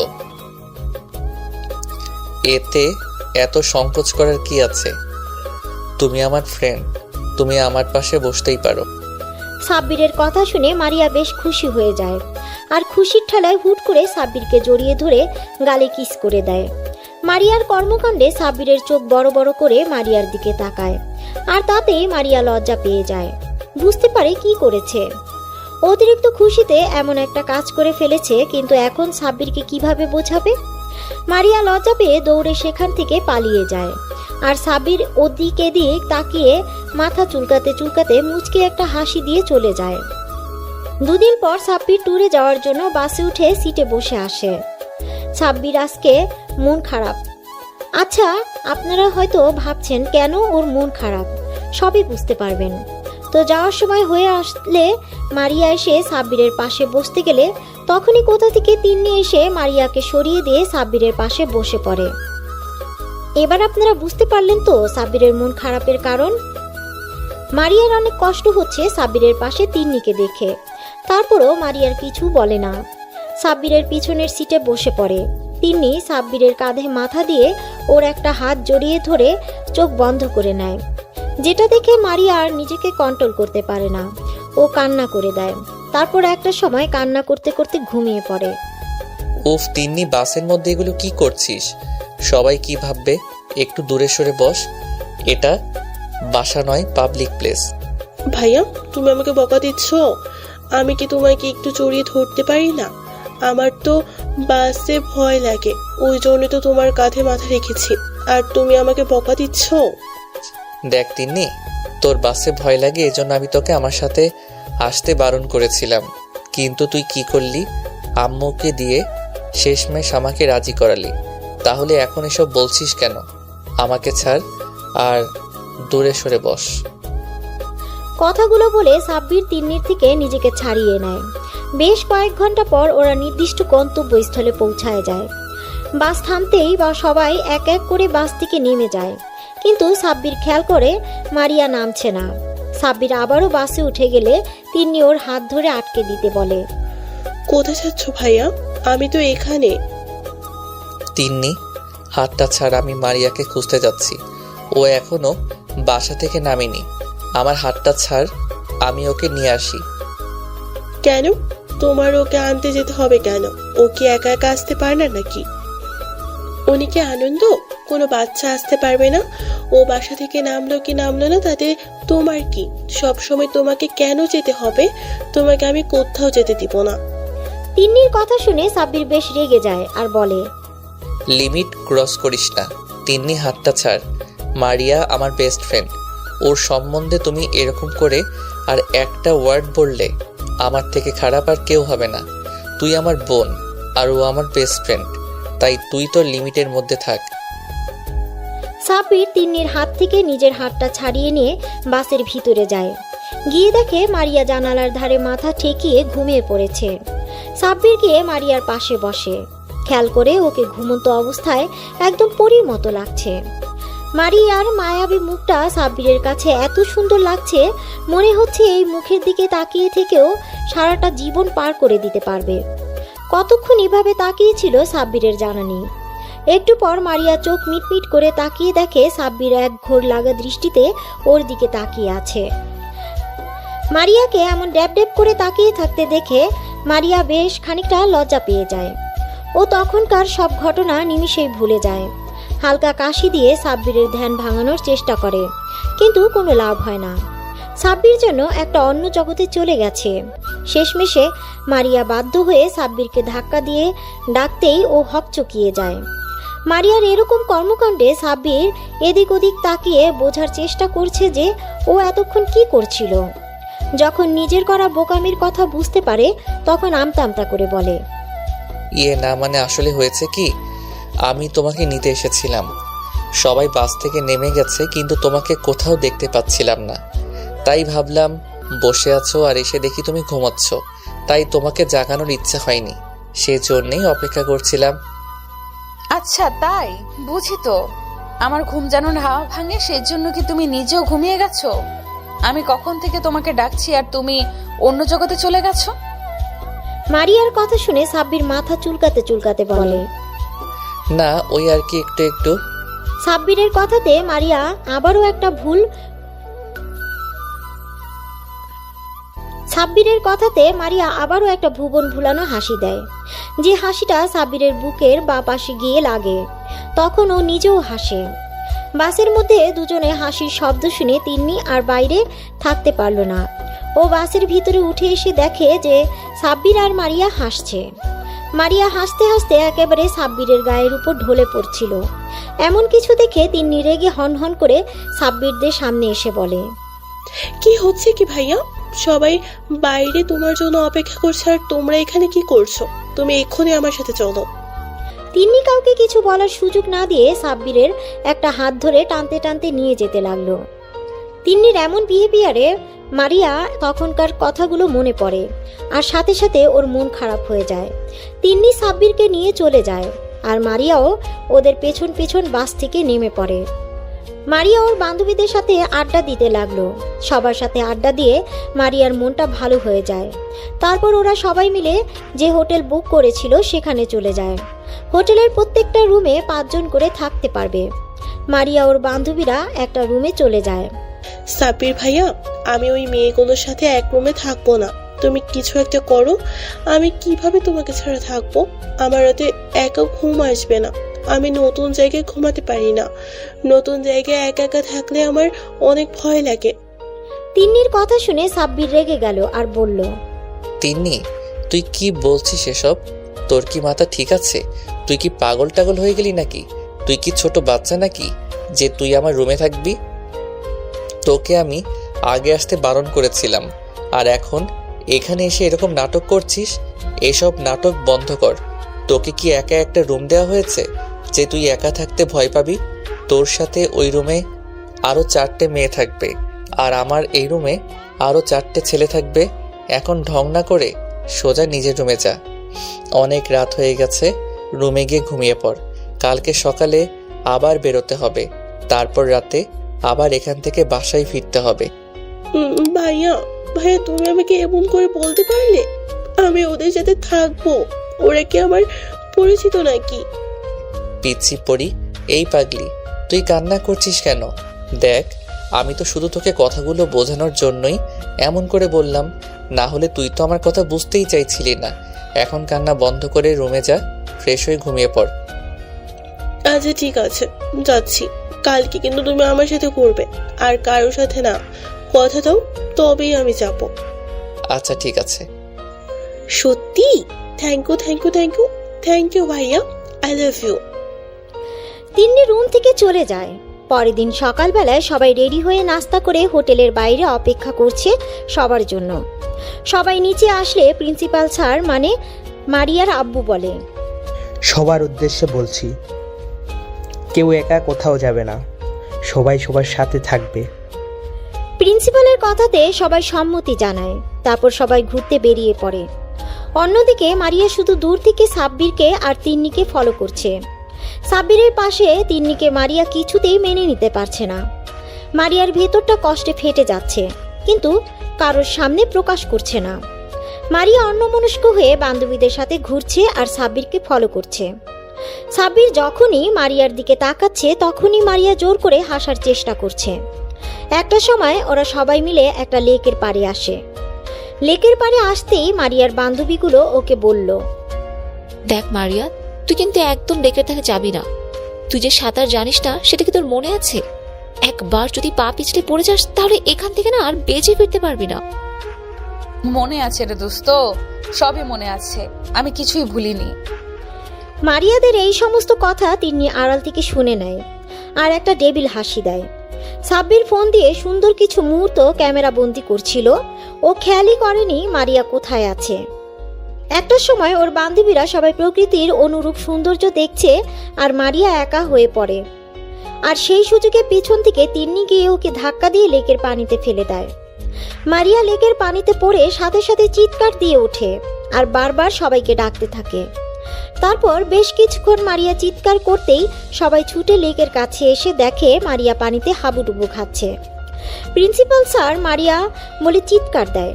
তারপর পানিতে নামতে লাগলে সাব্বির এসে আটকে দেয়। তারপর নিজেই লেকের পানিতে ঝাঁপ দেয়। সাব্বির সাঁতরে মারিয়ার কাছে চলে যায়। তারপর নিজের সাথে জড়িয়ে নেয় মারিয়াকে, পানি থেকে তুলে আনে। মারিয়া অনেক পানি খেয়ে ফেলেছে। যার দরুন জ্ঞান হারিয়ে ফেলেছে। সাব্বির মারিয়াকে পাড়ে শুইয়ে দেয়। তারপর সাব্বিরের 2 হাত দিয়ে মারিয়ার পেটে চাপ দিয়ে পানি বের করতে থাকে।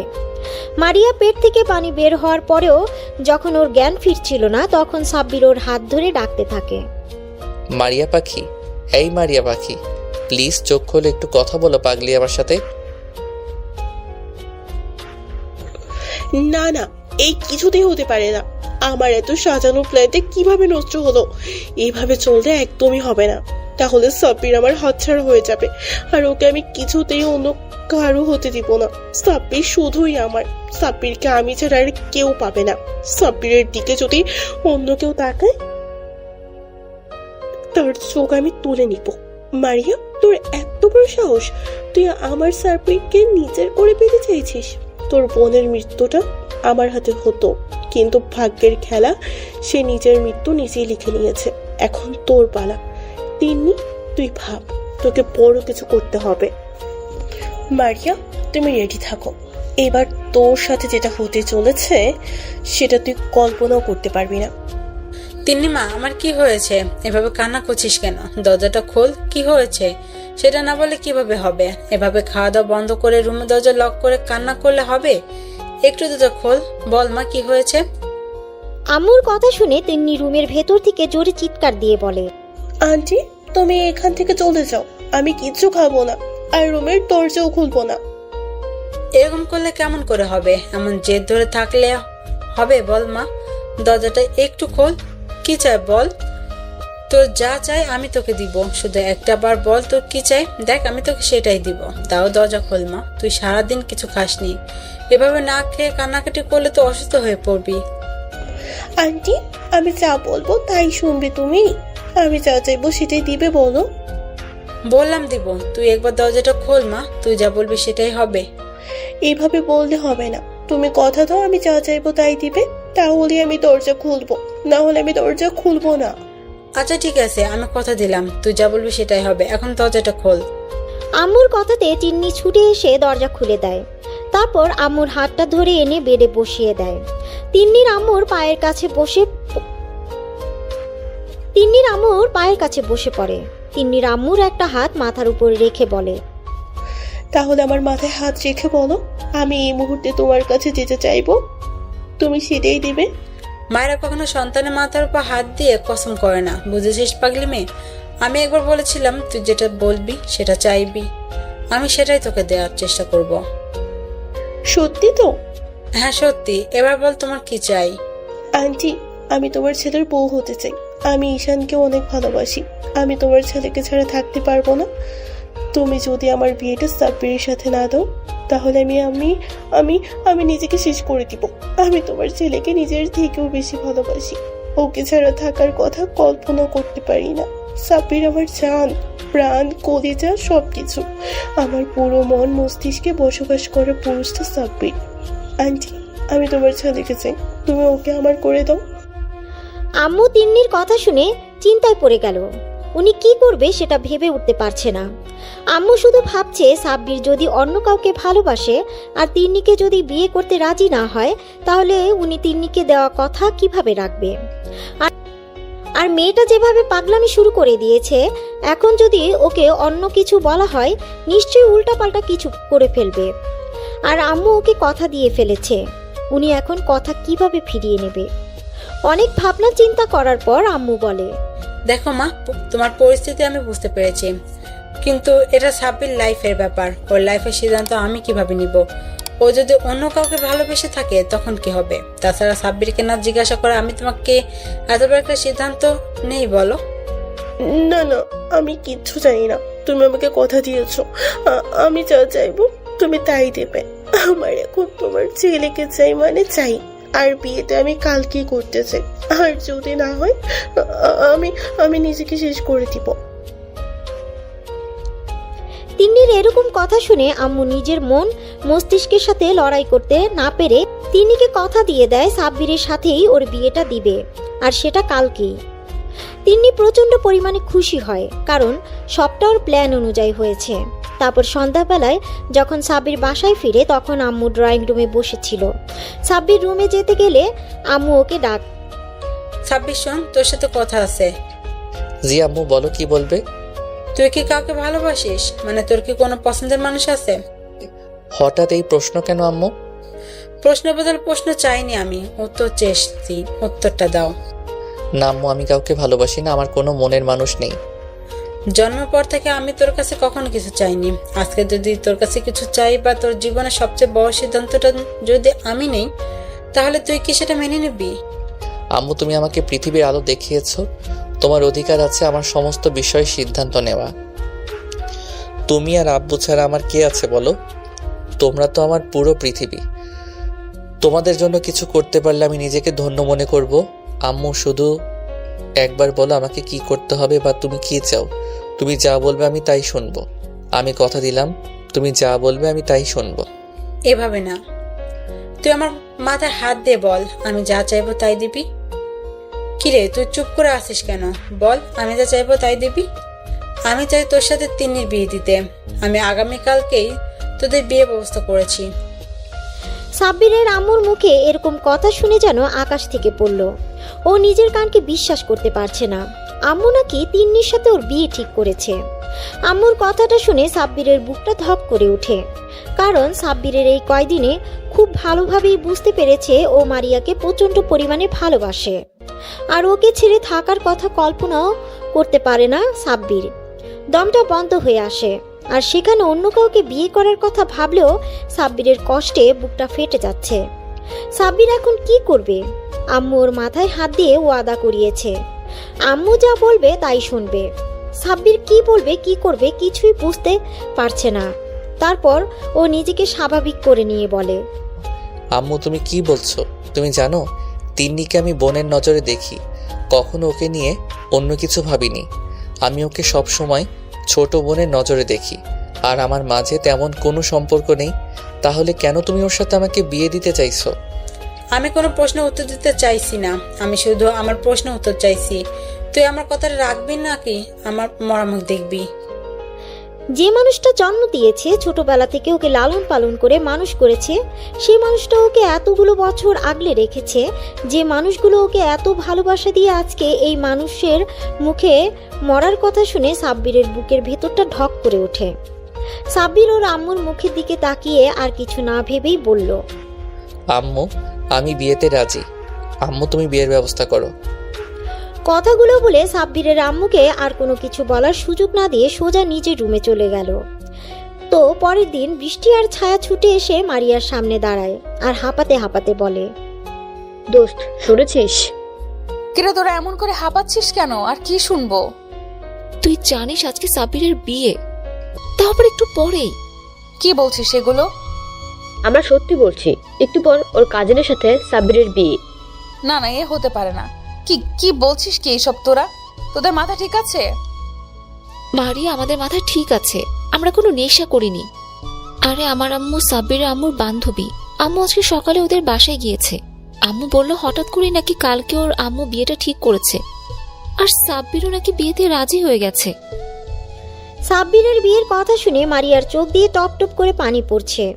ওর বুকের মধ্যে অসহ্য রকমের যন্ত্রণা শুরু হয়ে গেছে। মারিয়ার কোনো কিছু না ভেবেই সাব্বিরের বাসার দিকে ছুটতে থাকে। তারপর কিছুটা এসে একটা সিএনজি করে সাব্বিরদের বাসার সামনে চলে আসে। মারিয়া সিএনজি থেকে নেমে ভাড়া মিটিয়ে দিয়ে ছুটে বাসার গেটে দরজার সামনে গিয়ে এক নাগাড়ে কলিং বেল দিতে থাকে। একটা সময় আম্মু এসে দরজা খুলে দিতেই দেখে মারিয়া দাঁড়িয়ে আছে। মারিয়াকে দেখে আম্মু বলে, আরে মামনি, তুমি ভেতরে আসো। তুমি অনেক ভালো একটা দিনে আসছো। আজকে আমার ছেলের বিয়ে। আন্টি, সাব্বিরের রুম কোনটা?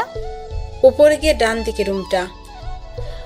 আম্মুর কথাটা শেষ হতেই মারিয়া দৌড়ে উপরে চলে যায়, আর সাব্বিরের আম্মু মারিয়ার যাওয়ার দিকে তাকিয়ে বোঝার চেষ্টা করে কি হয়েছে। অন্যদিকে সাব্বির নিজের রুমের ব্যালকনিতে দাঁড়িয়ে চোখের জল ফেলছিল। এই মুহূর্তে রুমে কারো উপস্থিতি টের পেতে চোখের পানি মুছে নেয়। তারপর পিছন ফিরে দেখে মারিয়া কান্না ভেজা চোখে ওর দিকে তাকিয়ে আছে। মারিয়া ছুটে সাব্বিরের কাছে এসে ওর শার্টের কলার ধরে বলে, ওই, তোর সাহস কি করে হয় আমাকে ছেড়ে অন্য কাউকে বিয়ে করার? তুই জানিস না আমি তোকে ছাড়া বাঁচবো না, তোকে ভালোবাসি। তুই কি আমার চোখের ভাষা বুঝিস না? সাব্বির, আমি তোকে ছাড়া বাঁচতে পারবো না। তুই এই বিয়েটা কখনো করবি না। তুই শুধুই আমার, তুই অন্য কারো না। সাব্বির এতক্ষণ নিজের মনকে এটা বলে সান্ত্বনা দিচ্ছিল যে মারিয়া ওর সিনিয়র আপু, আর মারিয়া হচ্ছে অনেক ধনী পরিবারের মেয়ে। ও কখনো সাব্বিরকে ভালোবাসতে পারে না। সাব্বির মারিয়াকে পাগলের মতো ভালোবাসে, তারপরও ভালোবাসে সেটা না বলায় রয়ে গেছে। অন্যদিকে মারিয়া সাব্বিরকে এতটা বেশি ভালোবাসে সেটা বলার আগেই সাব্বির ওর লাইফ থেকে হারিয়ে যাচ্ছে। সাব্বির চুপ করে আছে দেখে সাব্বির ওর শার্টের কলার ঝাঁকিয়ে আবারও বলল, এই তুই কথা বলছিস না কেন? আমি কি বলছি তুই শুনতে পাসনি? ভালোবাসি তোকে, আমি তোকে ছাড়া বাঁচবো না। তুই ওই তিন্নিকে বিয়ে করবি না। তুই যদি ওকে বিয়ে করিস আমি নিজেকে শেষ করে দিব। তুই শুধু আমার, না হলে অন্য কারো না। সাব্বির মারিয়ার কথার প্রতি উত্তরে কিছু বলতে যাবে তখনই দরজার দিকে তাকিয়ে দেখে ওর আব্বু আম্মু দাঁড়িয়ে আছে। আর শুধু আব্বু আম্মু নয়, বিয়েতে যে কয়জন লোক এসেছিল সবাই দাঁড়িয়ে আছে, আর সবার পিছনে তিন্নি দাঁড়িয়ে আছে। সাব্বিরকে পেছনে তাকাতে দেখে মারিয়া ওকে ছেড়ে দিয়ে নিজেও পেছনে তাকিয়ে দেখে বাসার সবাই দাঁড়িয়ে আছে। মারিয়া এবার আম্মুকে দেখে দৌড়ে আম্মুর কাছে গিয়ে হুট করে আম্মুর পায়ের কাছে বসে পড়ে, তারপর পা দুটো জড়িয়ে ধরে কান্না করে দিয়ে বলে, আন্টি আমি সাব্বিরকে অনেক ভালোবাসি। প্লিজ আন্টি, তুমি ওর বিয়েটা অন্য কোথাও দিও না। তুমি তো আমাকে কথা দিয়েছিলে আমার কখনো কোনো কিছু প্রয়োজন হলে যেন তোমাকে বলি। আজকে আমি তোমার ছেলেকে চাইছি। আমি সাব্বিরকে অনেক ভালোবাসি আন্টি, আমি ওকে ছাড়া বাঁচবো না। তুমি বিয়েটা ভেঙে দাও প্লিজ আন্টি। ওর বিয়ে অন্য কোথাও হয়ে গেলে আমি নিজেকে শেষ করে দিব। আমি ওকে ছাড়া থাকার কথা চিন্তাও করতে পারি না, কল্পনাও করতে পারি না। আম্মু এতক্ষণ একটা ঘোরের মধ্যে ছিল, তাই মারিয়া এভাবে পায়ে পড়ে কান্নাকাটি করাতে আম্মু ঘাবড়ে গিয়ে পিছিয়ে যায়, তারপর মারিয়াকে উঠিয়ে নেয়। আম্মু বুঝতে পারছে না এখন কি করবে। এদিকে তিন্নি সাব্বিরকে না পেলে মরে যাবে, আর এদিকে মারিয়া যদি সাব্বিরকে না পায় ও মরে যাবে। আম্মু এমন একটা পরিস্থিতির মধ্যে পড়ে গেছে যেখানে উনি যেদিকে যাবে তার উল্টো দিকে সমস্যাটা বাড়বে। মারিয়া আম্মুকে ছেড়ে আব্বুর পায়ে পড়তে গেলে ওনার আব্বু মারিয়াকে আটকে দেয়। মারিয়া আবার সাব্বিরের কাছে যায়, তারপর ওর পায়ের কাছে বসে বলতে থাকে, সাব্বির তুমি শুধু আমার, তুমি অন্য কাউকে ভালোবাসতে পারো না। তুমি শুধু আমাকে ভালোবাসবে। তুমি এই বিয়ে কিছুতেই করতে পারো না। তুমি আমাকে ছাড়া অন্য কাউকে বিয়ে করবে না, বলে দাও। আমি তোমাকে ভালোবাসি, তোমাকে ছাড়া বাঁচবো না। আর তুমিও আমাকে ভালোবাসো, সেটা আমি জানি। দেখো মামনি, তুমি কান্না বন্ধ করো। আমি তোমাকে কথা দিয়েছিলাম, তুমি আমার সাথে কখনো কিছু চাইলে আমি তোমাকে দেওয়ার চেষ্টা করব। তিন্নি এতক্ষণ চুপ ছিল, হঠাৎ আম্মুর মুখে এরকম কথা শুনে ও চিৎকার দিয়ে বলে, এই মেয়ে, তোমার এত বড় সাহস! তুমি আমার সাব্বিরকে আমার থেকে কেড়ে নিতে চাইছো? তোকে তো আমি। কথাটা বলে তিন্নি মারিয়াকে আম্মুর কাছ থেকে ছাড়িয়ে নিয়ে যখনই থাপ্পড় মারতে যাবে তখনই কেউ একজন তিন্নির হাত ধরে ফেলে। তিন্নি হাতের দিকে তাকাতে অবাক হয়ে যায়, কারণ তিন্নির হাত আর কেউ নয়, সাব্বির ধরেছে। সাব্বির তিন্নির হাতটা এক ঝটকা দিয়ে সরিয়ে দেয়। তিন্নি টাল সামলাতে না পেরে 2 কদম পিছিয়ে যায়। আর ঠিক সেই মুহূর্তেই মারিয়ার বান্ধবীগুলো সব ওদের বাসায় আসে। ওদের সাথে একটা ছেলেও আসে। তখন ছায়া বলে, অনেক হয়েছে তিনি, তোমার নাটক তামাশা। এবার আমি তোমার আসল মুখোশ সবার সামনে খুলে দিব। ছায়ার সাথে থাকা ছেলেটিকে, নিশাত, তোমার কাছে যেটা আছে সেটা সবাইকে দেখাও। নিশা তোর হাতে থাকা মোবাইলটি থেকে একটা ভিডিও অন করে সবার সামনে ধরে, যেখানে স্পষ্ট দেখা যাচ্ছে তিন্নি মারিয়াকে লেকের পানিতে ধাক্কা মেরে ফেলে দিয়েছে। এবার ছায়া বলে, সেদিন লেকের পানিতে মারিয়া পড়ে যায়নি, তিনি ওকে ইচ্ছে করে ফেলে দিয়েছিল যাতে ওর পথের কাঁটা সরে যায়। কারণ ও জানতো মারিয়া সাব্বিরকে পছন্দ করে, তাই তো সব প্ল্যান করে সাজিয়েছি। আসলে এই মেয়ে কখনো সাব্বিরকে ভালোই বাসেনি, এটা ওর একটা জেদ। ওর মতো মেয়ে কখনো কাউকে ভালোবাসতে পারে না। এই ভিডিও দেখে আর ছায়ার এই সমস্ত কথা শুনে সবাই অবাক চাহনিতে তাকিয়ে আছে। ওরা ভাবতেও পারছে না তিন্নি এরকম একটা মেয়ে। আম্মু এমন কিছু দেখে ধপ করে বসে পড়েছে। তারপর আব্বুকে আম্মুকে উঠিয়ে নেয়। তখন আম্মু উঠে এসে তিন্নির সামনে দাঁড়িয়ে ওর গালে ঠাস ঠাস করে 2 থাপ্পড় মেরে দিয়ে আর বলে, আমার প্রথম থেকেই তোকে খুব সন্দেহ লাগতো, তাই তো আমি তোর সাথে বিয়ে দিতে চাইনি আমার ছেলে। কিন্তু তুই যে এত বাজে একটা মেয়ে সেটা জানতাম না। এবার আম্মু সাব্বিরের সামনে যায়, তারপর সাব্বিরের গালে ঠাস করে 2 থাপ্পড় মেরে দেয় আর বলে, এই তুই এখন ওই পাথরের মূর্তির মতো দাঁড়িয়ে আছিস, তুই জানিস না তোকে এখন কি করতে হবে? সাব্বির গালে হাত দিয়ে দাঁড়িয়ে আছে। ঠিক সেই মুহূর্তে আবারও বাসার সামনে পুলিশ গাড়ি এসে থামায়। তারপর কতগুলো পুলিশ বাসার ভিতরে ঢুকে তিন্নিকে অ্যারেস্ট করে নেয়। তিন্নি মারিয়াকে নয়, ওর বোন নীলাকে ধর্ষণের পেছনে দায়ী, আর সেটা সবাই পুলিশের থেকে জানতে পারলো। এবার আম্মু অবাক হয়ে বলে, তুই কখন পুলিশকে ফোন করলি? সাইড থেকে সাব্বুরের আব্বু বলে, এতক্ষণ তো তোমাদের নাটক তামাশা দেখছিলাম, আমি কিছুই বলিনি। তুমি আমার ছেলেকে তোমার মাথায় হাত দিয়ে কসম করালে, তাও আমি কিছু বলিনি। কিন্তু এখন তুমি আমার ছেলেকে মারলে কেন? পুলিশকে আমি ইনফর্ম করেছি আরো 1 ঘন্টা আগে, কারণ আমি আগে থেকে এই মেয়ের চরিত্র সম্পর্কে জানতাম। শুধু সম্পর্কের খাতিরে কিছু বলতাম না। কিন্তু যখন দেখলাম তুমি এই মেয়ের সাথে আমার ছেলের বিয়ে ঠিক করেছ, তখন আমি বিশ্বাস করতে পারছিলাম না। আমি বারবার ভাবছিলাম তুমি কিভাবে আমার ছেলের জীবনটা নষ্ট করে দিচ্ছ। তুমি একটাবারও আমাকে জানানোর প্রয়োজন মনে করোনি। তুমি এত সব সিদ্ধান্ত একাই নিয়েছো, তাও আমি কিছু বলিনি। কিন্তু এখন তুমি যে আমার ছেলের গায়ে হাত তুললে কেন, এসব আমি পরে দেখে নিব। তার আগে ইন্সপেক্টর ওকে নিয়ে যান। তখন সাব্বির পাথরের মূর্তির মতো চুপ থাকলেও ওর চোখে পানি গড়িয়ে পড়ছে। বুকের মাঝে চেপে রাখা কষ্টটা আর দমিয়ে রাখতে পারিনি। মারিয়া এতক্ষণ অবাকের পর অবাক হচ্ছিল, কিন্তু হঠাৎ সাব্বিরকে কান্না করতে দেখে মারিয়ার বুকের ভিতর ধক করে ওঠে। ও ছুটে সাব্বিরের সামনে গিয়ে দাঁড়ায়। সাথে সাথে সাব্বির ওকে 2 হাতে শক্ত করে বুকের সাথে জড়িয়ে ধরে কান্না করে দেয়। সাব্বির যেন ভুলেই গেছে যে রুমের মধ্যে সবাই আছে। তারপর একটা সময় মারিয়াকে ছাড়িয়ে নিয়ে ওর সারা মুখে পাগলের মতো চুমু খেতে থাকে আর বলতে থাকে, ভালোবাসি ভালোবাসি ভালোবাসি, অনেক ভালোবাসি তোমাকে। ওদের কাণ্ড দেখে আব্বু আম্মু আর মারিয়ার বান্ধবীরা সবাই একসাথে কাশি দেয়। আর বৃষ্টি বলে, আমরা কিন্তু সবাই এখানে আছি। যত ভালোবাসা আছে সব বিয়ের পর দেখিও, আমাদের সামনে দেখাতে হবে না।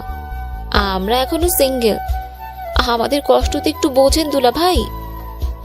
কথাটা বলতেই সবাই একসাথে হেসে দেয়। তারপর সবাই ড্রয়িং রুমে এসে মারিয়ার আব্বু আম্মুর জন্য অপেক্ষা করে। কিছুক্ষণের মধ্যে মারিয়ার আব্বু আম্মু চলে আসে। মারিয়ার আব্বু আম্মুকে সবটা বলা হলে মেয়ের সুখের কথা ভেবে ওরা আর দ্বিমত করেনি। ওরা জানে সাব্বির যথেষ্ট ভালো একটা ছেলে, ওদের মেয়ের জন্য সুযোগ্য পাত্র। ওরা তো ওদের মেয়ের জন্য এমন একটা ছেলেই খুঁজছিল যে ওদের মেয়েকে প্রচন্ড পরিমাণে ভালোবাসবে। সবার সম্মতি পেয়ে কাজীকে আসতে বলে। কাজী সাহেব, বিয়ের কাজ শুরু করেন, সাফল্যের জন্য করতে হবে। কাজী সাহেব বিয়ের কাজ শুরু করে। একটু পরে কাজী সাহেব মারিয়াকে কবুল বলতে বললে মারিয়া 3 বার কবুল বলে দেয়। তারপর কাজী সাহেব সাব্বিরকে কবুল বলতে বললে ও মারিয়ার দিকে তাকিয়ে 3 বার কবুল বলে দেয়। ওরা দুজন একটা পবিত্র বন্ধনে আবদ্ধ হয়ে যায়।